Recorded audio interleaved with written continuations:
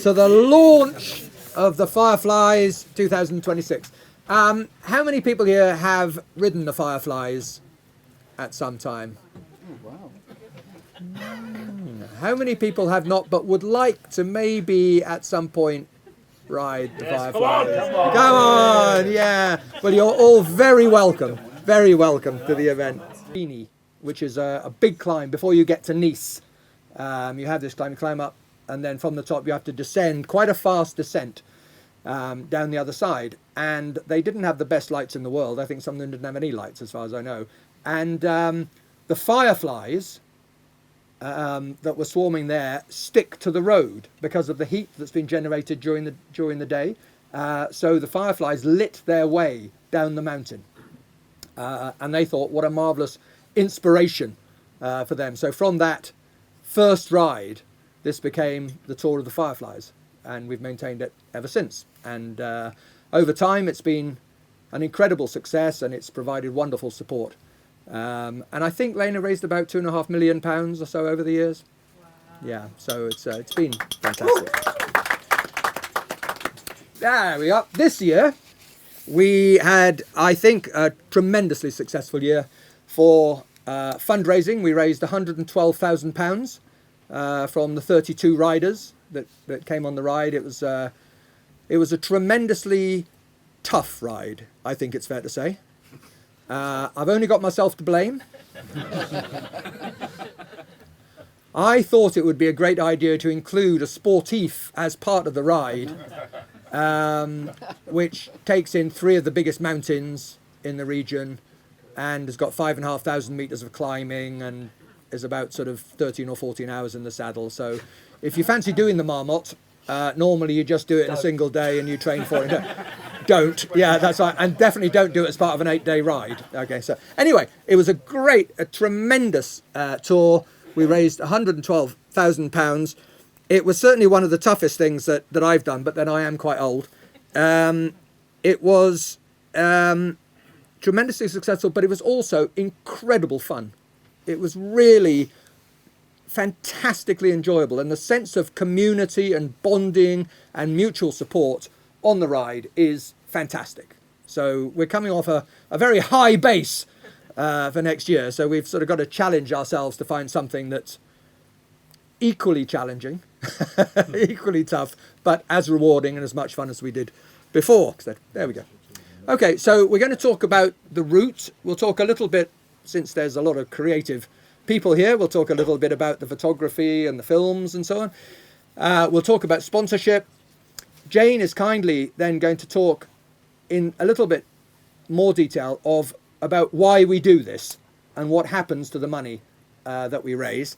And then I'll finish off with some information about applying for saddles and bits and pieces and things you'll get and everything else that goes with it. So let's have a look, ta-dang, at the route. The route, there we are. Next. Okay, the Fireflies Tour for 2026 will be 1,040 kilometres. And it will go from Venice to Menton. Now, I'm not going to say where this is. I hope you're going down. But in Italy, they have some very, very famous climbs, amongst which this is possibly the most iconic. And we tried to ride it a few years ago, but unfortunately it was such a windy day that we had to come up from the Swiss side. So this time round, we are keeping our fingers crossed that we will manage to take on this iconic beast of a climb on one of the days while we're in Italy.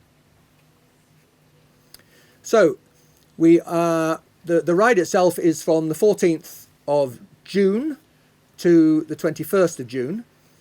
We arrive on the 13th or a little bit before if you're coming from further away. And then we also stay in Menton on Sunday the 21st. You stay that evening when you arrive, so you actually depart on the 22nd. And the good thing about that is you're leaving on Monday morning. You have the choice. You can either head for the airport at Nice and fly back, or you can go into Cannes if you're participating in the festival. You know, you've got plenty of options from there. But we'll have a decent place to stay where we're all together on the last night there as well. So those are the dates in question. We will have 35 saddles this year, so 3 more than last year. And I just wanted to say a little bit about this, and I'm going to also call on somebody else to speak for a moment. We welcome all sizes and shapes and abilities and sexes to this. In fact, what we would really like are some more female riders on the tour, because it's a little bit male heavy, and we would like to change that a little. We had a tremendously strong group of ladies riding this year, and I just wanted to ask Amy if she'd just speak for 2 or 3 minutes just about the experience of the ride, and maybe encourage a few more women to participate as well. Yeah, for me it was a phenomenal experience. It was the first time I've ever ridden with the Fireflies. I was terrified. I think everyone could see it. Axel on the first day that I rocked up, who was just gave me the biggest hug and told me everything was going to be okay, which when you don't know what's coming down the track, for someone just to do that to you, you're like, wow, this is going to be crazy. But I think for me, I did it because I wanted to push myself socially, from a fitness point of view, and from a female in our industry point of view as well, and that was really important to me. And I think we really felt, you know, on that ride, having those female riders with us was fabulous. Seeing the strength of Kat and Claire and Hannah, who is an absolute machine. Didn't I meet you the summer before? We just got in from the ride. I was still in my kit. We were at lunch on the beach, and I bumped into 2 creative directors I knew that were at lunch with Amy, and they were like, "Oh, you two should meet. Amy, I'd love to get into it." And that was it. I roped Amy in. And I think you hated cycling on your first day of the Fireflies. I hated cycling. So I met my husband cycling, and I hated it for 12 years, and now although I've booked him to do Stelvio with him in July. So the good news is I get to practice it and beat him up there. Yeah. Not that I'm competitive in any way, shape or form. But I think for me, the big thing for anyone wanting to do it, if you're not massive cyclists like some people in this room, it is still possible. And I think that camaraderie, I mean, I would say train, really train. It's the fitter you are, the more enjoyable it is, but it's so enjoyable and it's such good fun. And you know, there is a thing of you never ride alone, and you absolutely don't. There is someone, like having Paolo literally with his hand, or Jay as well, hand on my back for that last 500 meters up a col. You're just like, this is amazing. So it is doing the impossible, and anything is possible with the right team of people around you. And I just, for me, even like, I don't love awkward situations. So going into a room at dinner, not knowing anyone, and not knowing who to sit with, and you'll never stood there for more than a second before someone just comes and grabs you. It's like, Ames, come sit down. And so it's from the moment you wake up in the morning and your bike's there ready and waiting for you, and the amazing team that set it up, right the way through to, you know, dinner on that in the evening. It sounds really lame. But it is really, it's a really special. But it is hard to experience. Explain what it is. I think my first one, we had 2 females. I've done 4 now. Have I done 4? Yeah. I've done 4. 3 European and 1 US. And the first European we had 2 females. The second European one we had 3. And this year we had 4. So I'd quite like 10. To keep that going. I think the aim is 10 this year. Yes. Which is quite a big aim. But yes, that would be there's great. a few females that have already reached out to me that can't make it tonight that are hoping to join us. So, yeah, girls in the room, any questions? Anything you just want to float by us, then come and grab me. Or shout out. Go for it. Hi! A female of which shape, size and gender? I used to cycle quite often. I'm from Cape Town, and I stopped in the last 2 years because of procreation and risk aversion. But my boss did Fireflies West earlier this year, and he loved it and had an incredible time. And he sent me with them, not really knowing what to expect. And he was like, I'm going to sign you up if you don't do it yourself. So I'm here with an open mind. Great. Brilliant. Yeah. You just signed up. Yeah, You just signed up. And you won't regret it. You've literally just signed up. You're in. 5 females. Yeah. Yeah. We've got 5. There's only 5 more to get. You haven't said whether you'll do it I again, went to though. a meeting today and I said We're doing the it. Fireflies and their friends, and they're like, Emily's doing it. You should totally chat to her. All right. So Emily Roach was one of the people. Oh yeah, she emailed me earlier as well. So yeah, I think we might have 6. Watch out, I think we've guys. got 7 Yeah. actually. Compared, yeah. Well, boys, if you want to get in, you need to apply fast. Brilliant. That's it. Thank you. Great.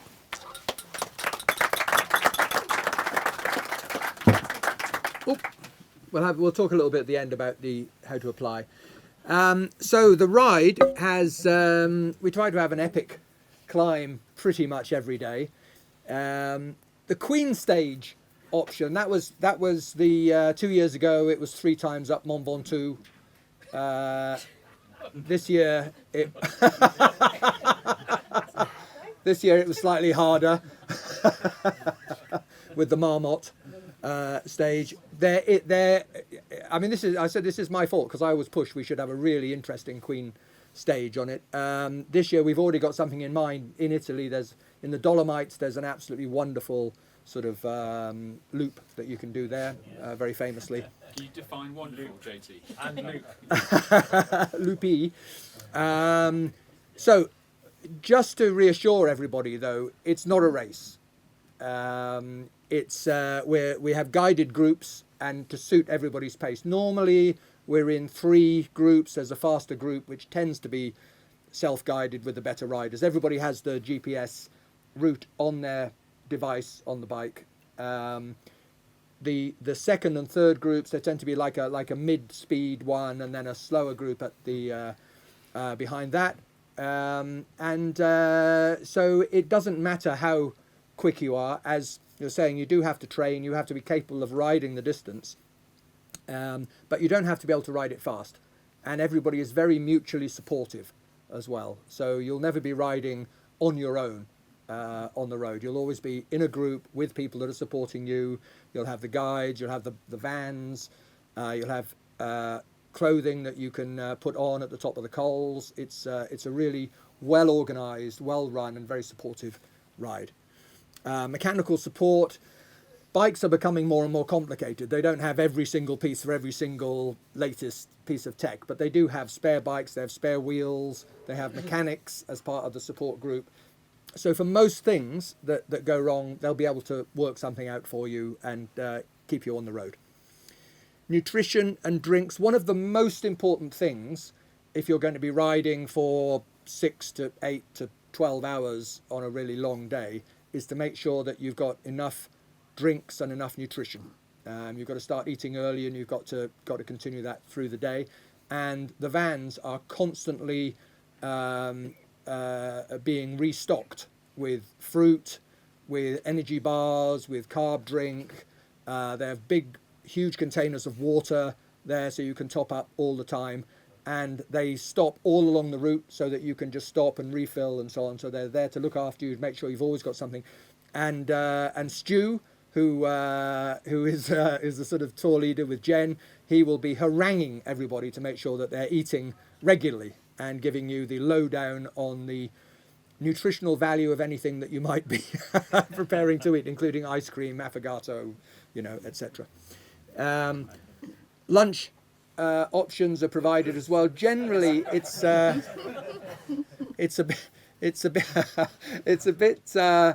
bit shocking, particularly in France. Italian restaurants cope with it better, but in France, it's a bit shocking. If 30 people turn up at a restaurant and say, we'd like something to eat, they tend to have a mental breakdown and say, not here, thank you, Jean-Paul, and, pass on somewhere else. So it's much easier for us to have lunch out of the back of the van. So we would tend to have sandwiches and quiches and a variety of things, fruit, and so on, plenty of vegetarian options.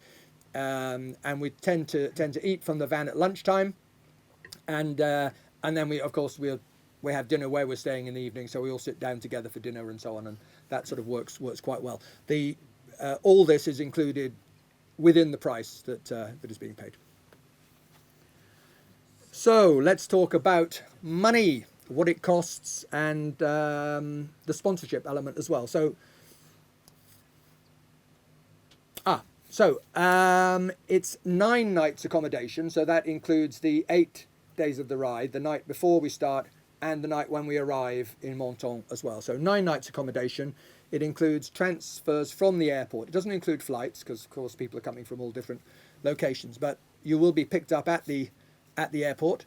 It includes all the guides and support, the vans, Jen and Stu's company. It includes all the food. Some people like to order a bottle of very fine red wine. That isn't included in the price, strangely, but, feel free to share.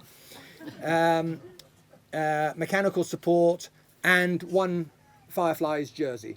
There's also an option to buy more jerseys, which we can talk about once you've signed up, how that works. Our estimated price at the moment is $2,650 all in for each rider. The actual amount we'll confirm. It'll be depending on the absolute number that we get. The more riders we get, it brings the price down slightly per head. So it's likely to be around £2,650 per rider. We understand that can be a big lump to have to cough up as a single payment. So it's a staggered payment. We ask for a deposit first of all when you sign up, and then we get it in tranches, putting in £1,000 and then another £1,000 just before. So we try to make it as painless as parting with £2,650 can be for you. We have, courtesy of Jay, manning the camera there, first of all, one of the greatest cyclists we've ever had on Fireflies, and somebody who rides the coals 2 or 3 times when we only go up them once, strapped down, weighed down with camera equipment and so on. And Jay is constantly buzzing around, taking photographs throughout the day. And he'll also send up a drone, and we'll get that in different places. So the collection of material during the day is absolutely fantastic. And we are, in the Dolomites, we're riding in one of the most beautiful, picturesque places that you'll ever ride a bike. And that's all captured by Jay, having burnt about 10,000 calories riding up and down the coals, then immediately sits down and edits everything in the evening. Now, apart from the fact that it is wonderful to have all this material available immediately, it's an incredibly helpful thing for fundraising. Because once you start to put these onto social media, once you put them on your own feeds, once you show people what you're doing, it's an incredible way of driving more sponsorship. And this year we saw that as Jay was sharing it and people were sharing their social media. One of the reasons that we managed to get such a good amount of money raised in the end was because we were able to keep it increasing as we were going along, and people would see the challenge of what we were doing. So, rider sponsorship, what do we ask people to raise? From our £112,000 this year, we would like next year to raise £120,000. That's the target for next year. And that means that the minimum that you have to raise is £2,500. Now, we really do require you to raise £2,500 as a minimum. If you've been on the West Ride, they ask you to raise $5,000 to guarantee it out of your bank account. So £2,500 is the minimum requirement, and it's going towards an absolutely essential cause. So please make sure when you sign up that that is something that you think you have the contacts, the ability to be able to raise that amount of money. Corporate sponsorship, I think I have an assistant that is going to now leap to his feet. It's because Cynic's not here, so it's me. So I'll be all these faces from years ago. Paul, recognise that Tash anywhere. But look, I mean, everyone's talked, I suppose, about what an amazing experience it is doing this ride. But the reason we're doing it is to raise money. You know, at the end of the day, that's what it all comes down to. And I think where we haven't necessarily been as successful as we want to be over the years is really pushing the corporate sponsorship envelope. And I think, you know, it's hard hitting the £2,500 base requirement, isn't it? And you know, sponsorship fatigue year on year kind of grows, and we're all going back to the same people every year. Some people who choose to ride every Fireflies every year. You know, it's a difficult thing to do. So what we really want to try and do is push the corporate sponsorship piece this year and really go hard after the brands. You know, so many people here are brand ambassadors connected to amazing companies that if we connect with them in the right way, they will get behind us. And so the small donations that big companies can make can have a truly profound impact, I think, on what we can actually raise. And I would like, you know, JT's hit, you know, has set a target of 120. If we get our shit together, I think there's no reason why we can't blow that out the water. You know, the guys on the West Coast do a phenomenal job of raising vast amounts of money from the businesses that people work with, for example. So we really want to go after that. It starts with your company can have its logo on this iconic piece of cycling heritage. So for £1,000, your company can have its logo on the back of the shirt. And then we're offering all sorts of different options as well, bespoke hats, different ways to it's a good one to tidy.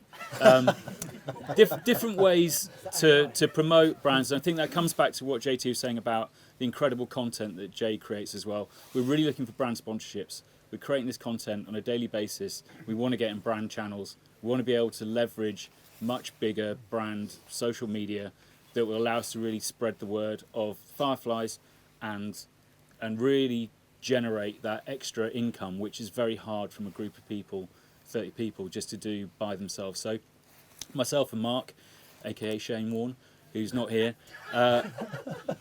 we're kind of your point of contact to help go after. If you work for a company or you've got friends in high places or you know brands, please speak to us and let us try and tailor something that we can go to them with that allows us to leverage not just the European ride but Patagonia, North America as well, and they can see this incredible community they're buying into and really understand what makes this thing special, and that will allow us to just continue to grow Fireflies brand and bring more money into it. So that's what we're trying to do. It's, you know, it's we're open to all ideas as well. You know, I'm not the smartest person in the room, but I think with, you know, with the right planning and the right attitude, I think we'll be able to get after a lot of people. And now, to JT's point, we have some truly astonishing imagery and videos that kind of show what the ride is all about. And, you know, I've experienced the last couple of years when people who've sponsored me have gone, actually, that looks quite hard. I didn't realise, like, you went up hills and stuff. It's like, yeah. So I think we want to go that extra mile this year and really, and again, I think, you know, the guys in Patagonia have done an amazing job of sort of making that incredible thing relatable. And we want to be able to do the same thing in the Alps, because although JT's kind of flippant about it, like that day this year trying to do the Marmot was really hard. Yeah. And that came on the back of 3 other really hard days and followed by... So we just want to keep pushing them. Anyway, I'm talking too much. So we're going after it hard, I think. Talk to Cynic and me, and we'll do everything we can to provide the materials that are needed to be able to kind of propagate everything we're trying to do and pull money in that way. Great stuff. Thank you all. So why do we do all this? Well, we do it because we're raising money for an incredibly important cause. And we're delighted to have Prof. Jane from Hammersmith Hospital, which is really our spiritual home as far as sponsorship is concerned. And I'm delighted that she's come this evening, and she's going to spend just a short amount of time just talking a little bit more about where the money goes and the work that's been done and some of the advances that have been made. Jane. Thank you.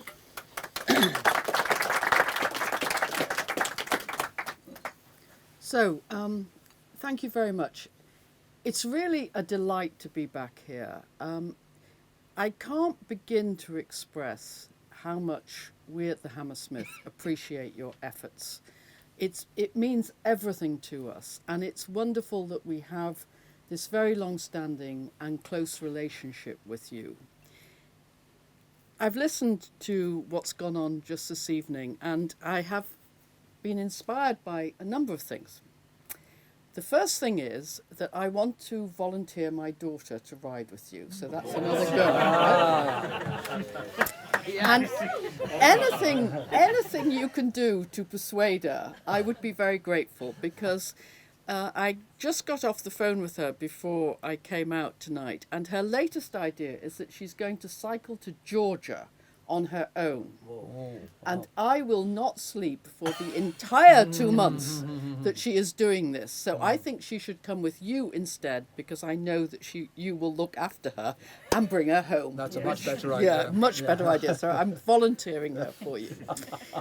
I've spoken at these meetings on many occasions, and very commonly just watching the films and the stills from the ride, I'm always struck, and I've said this before, so forgive me for people who've heard it before, it always reminds me of the journey of a patient with something like leukemia, because you have multiple courses of chemotherapy, which the first one's bad enough, but once you've been through the first one, you learn to dread the second, third and fourth, and I think that might be a bit like riding, right? You know, you manage to get up the first hill, but the next day I've got to do another one.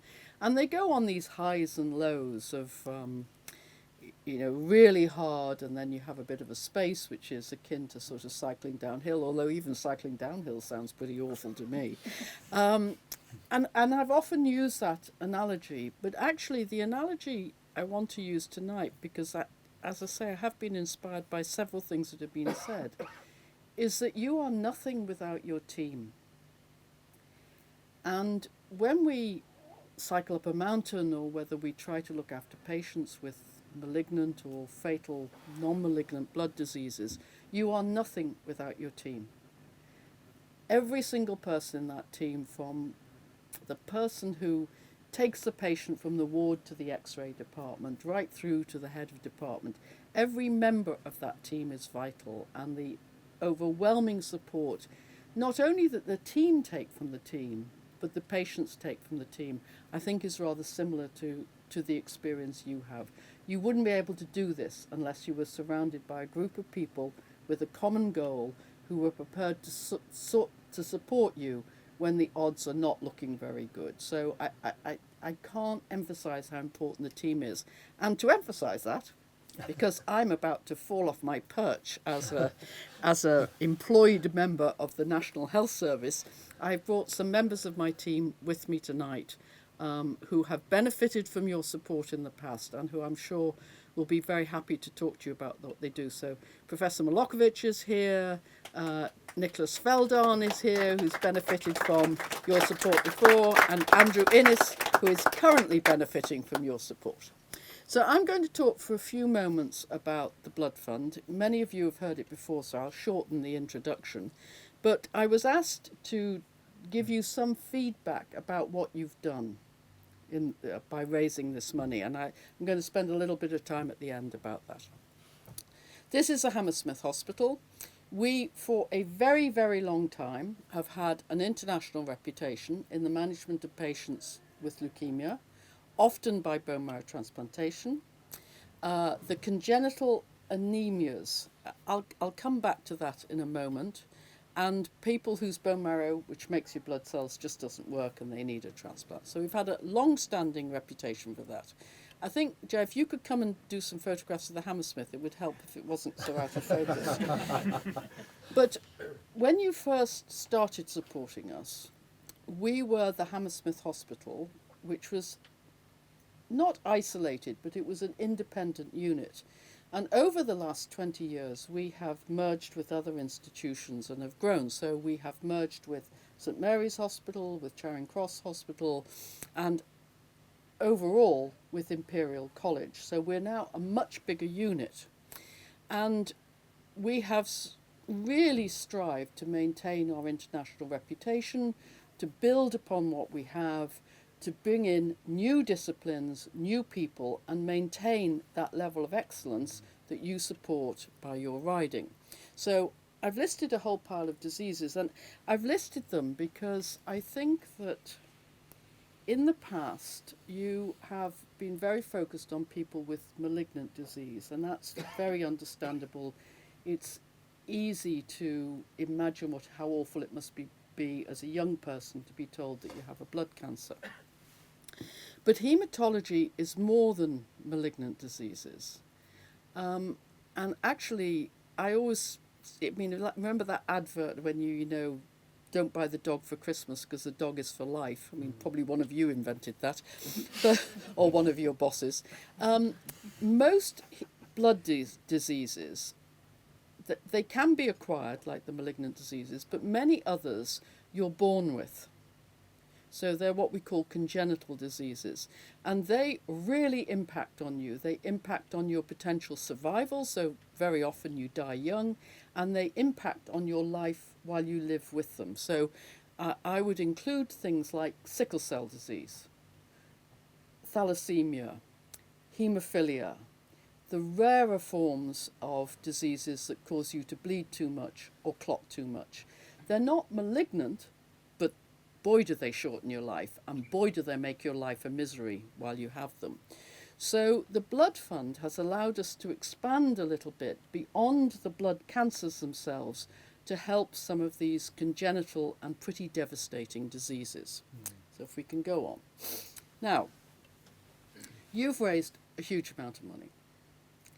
But I have to tell you, it pales into insignificance with the amount of money that's required for medical research. So we depend for fundraising for our grant income in a research department on big funding. So sometimes we're lucky enough to get a European Union, even since Brexit, a European Union grant. We really search for big United Kingdom funding agencies, and so the Holy Grail, I suppose, are the Medical Research Council and the Wellcome. There are national charities like Cancer Research UK, like Blood Cancer UK that you've supported before, Leukemia UK, and then occasionally we get lucky and some philanthropic person wants to help us. Now, how do you get this money, right? I can't write to the MRC and say, I think if I brewed a bit of rhubarb and added a bit of cream and gave that to my patients, they would all get better. They're going to tell me to get lost, right?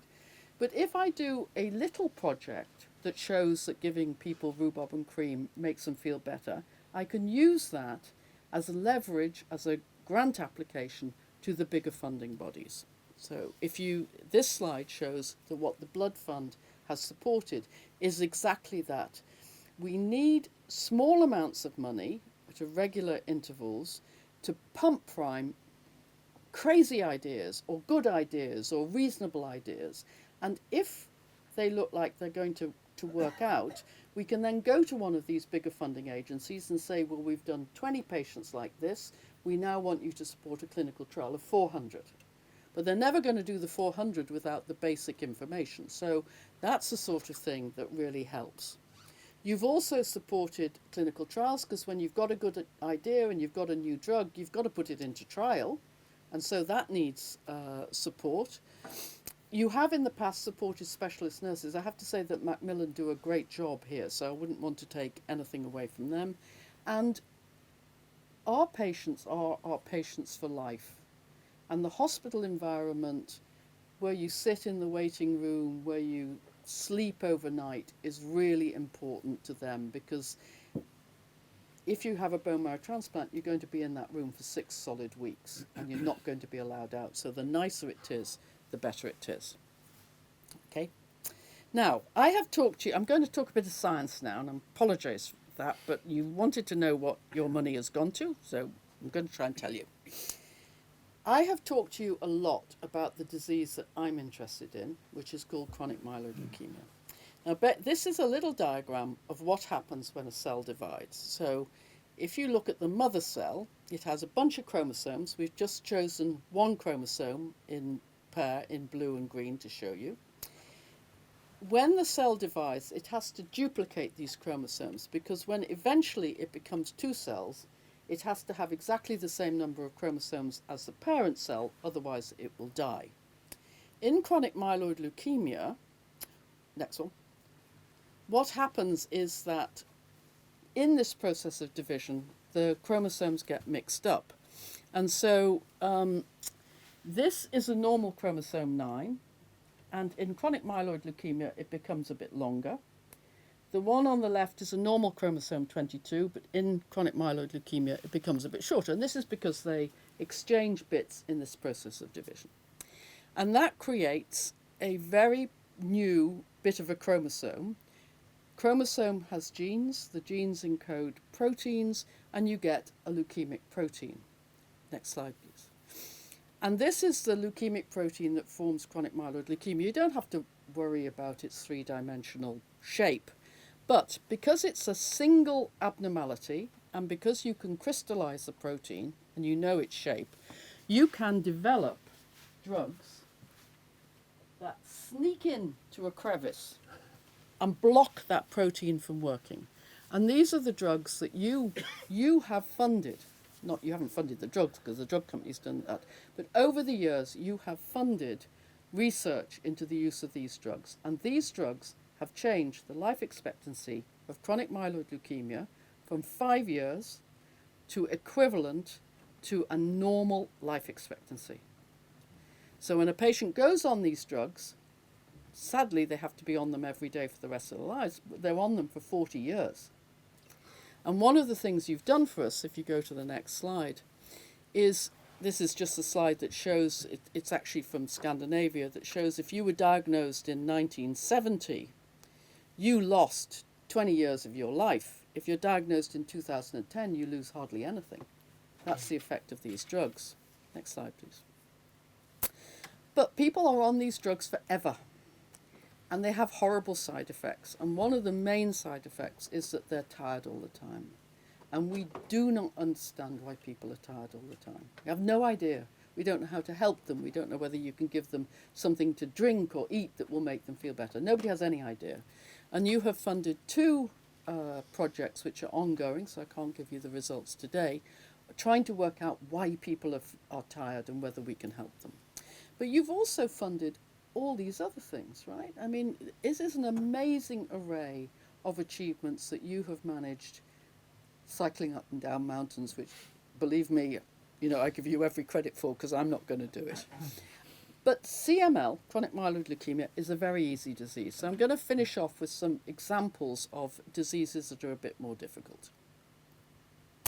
So Nicholas, who's sitting in the audience, gave me these slides, and he works on a disease called acute lymphoblastic leukemia, which is very different from CML.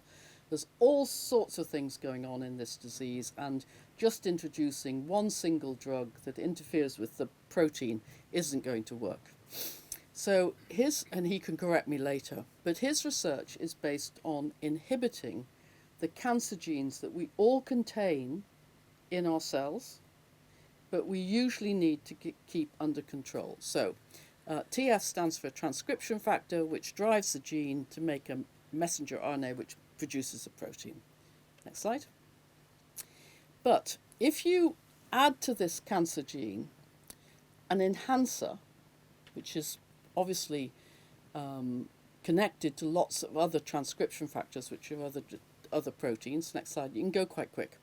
You increase the drive to that cancer gene, so you get more RNA and you get far more cancer protein, and then you get the leukemia or the lymphoma. Next slide, please. So Nicholas has been concentrating on trying to inhibit this enhancer region. Next slide, please. And has identified a drug that might be valuable in inhibiting this enhancement.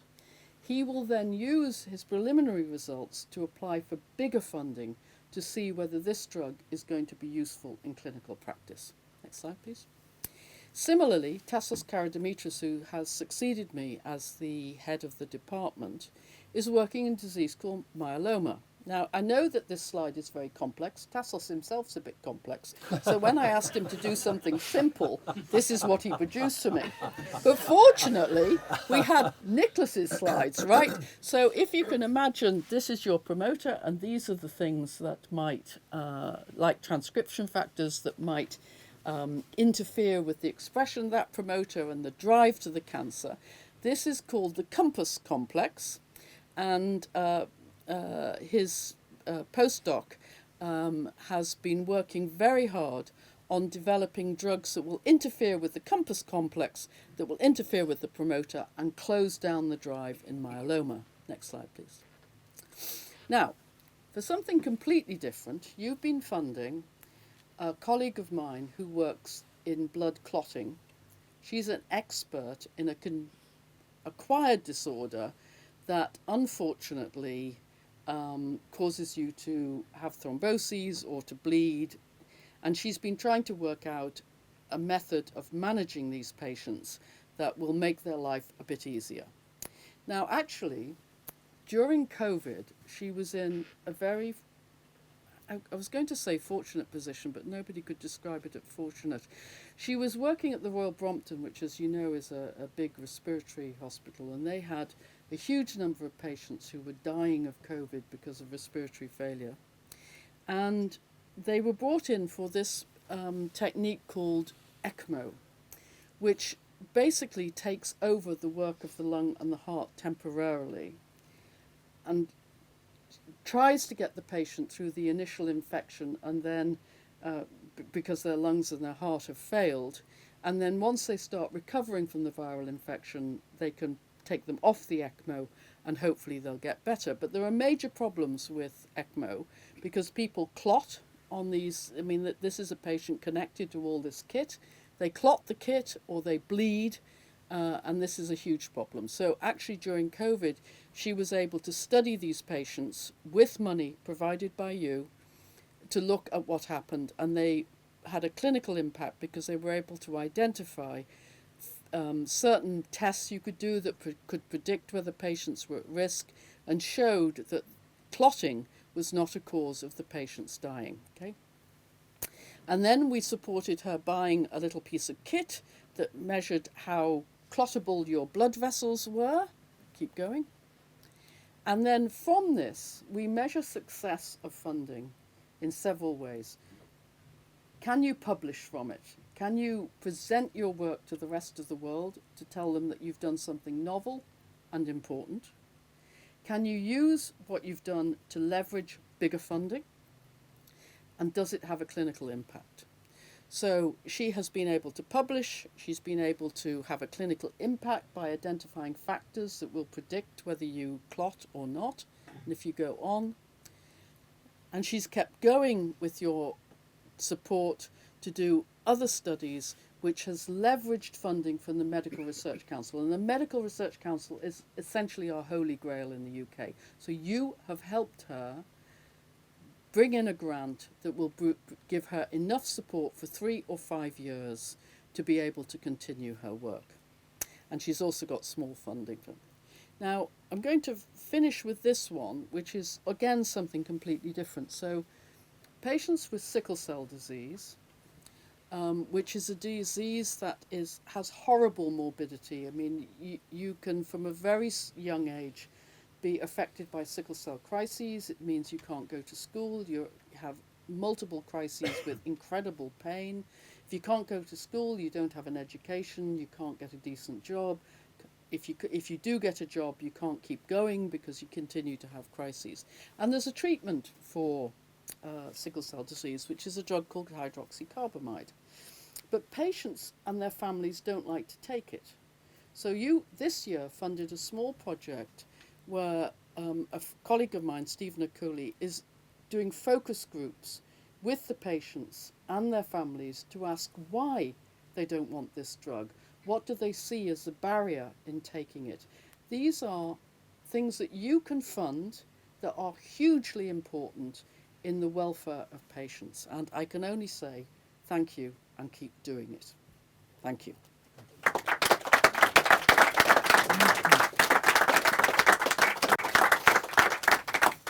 one of the traditions that we have on the ride itself is that on one of the evenings we ask people about why they've come on the ride, and quite often one of the things which has motivated people to join the Fireflies ride is because they have somebody close to them, somebody that they a member of their family, friends and so on, who are suffering at that time from cancer. It's a very moving evening. It's a very emotional evening. But I must say, when you hear those words about where our money goes and the kind of incredible benefits that it can bring people and how successful it's been, it really makes it worthwhile. So I'd like to give a big hand to Prof. Jane and to all the people from Hammersmith Hospital for all the fantastic work.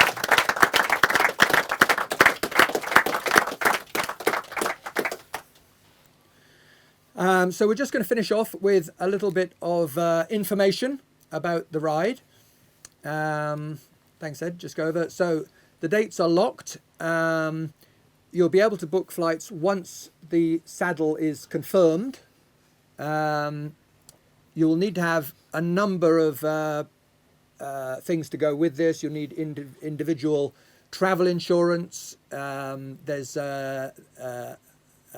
some other requirements that we'll let you have as well on that. You will get, as part of signing up, advice on logistics, on pickup. There's a rider handbook that Jen and Stu put together, which has everything you could ever wish to know about the ride itself, about training, about equipment, about the kind of clothing that you need, kind of kit. And there's also clues on how to start sponsorship, how to start fundraising, how to do all that. So everything that you need is there available. Yes, so I should just talk about training then. This ride is very doable as long as you've trained for it. And I know, as I think Hannah or Amy said, the more training you do and the fitter you are, the more enjoyable the ride is. I've tried it both ways. I've tried it not training, and I can tell you it's miserable. So you do need to do that. If you are a new rider, we also would like you to come out and ride with us. There are groups that ride at the weekends. We have training rides out. We have a ride which goes out to Margate as well. Occasionally we have other events, but we do need to just be able to find out, just to make sure for your own comfort and safety, that you are up to a level, which means that you'll be able to take on the ride properly. And it's also a brilliant way of integrating with everybody else. You don't want to turn up having never met anybody else on the ride before. So it's a lovely thing, having gone along to the spin classes or so on a Wednesday night, or gone off on the Margate ride. When you turn up, everybody is already a friend. You already know who everybody else is. So it's a great way of doing it, but it is important to get the training done, and we provide as much help as you need in order to get that sorted out. So finally, this is the launch day. Saddles are open this week. Go to thefireflies.com riders. Hannah is our centre of operations. She is really the person that does all the work and makes everything tick. Chris and I are merely there to make the thing look pretty. Okay. Ed also involved. The boys on the corporate sponsorship side. So there's a team of us that get together. Hannah is really the engine, looking after the applications and the lists and so on. So go on to here, Chris and Hannah and so on. We'll start putting the thing together. So please do let them know that you're up and ready for it, and we look forward to seeing you all out on the road. Thank you very much. Thanks, Johnny.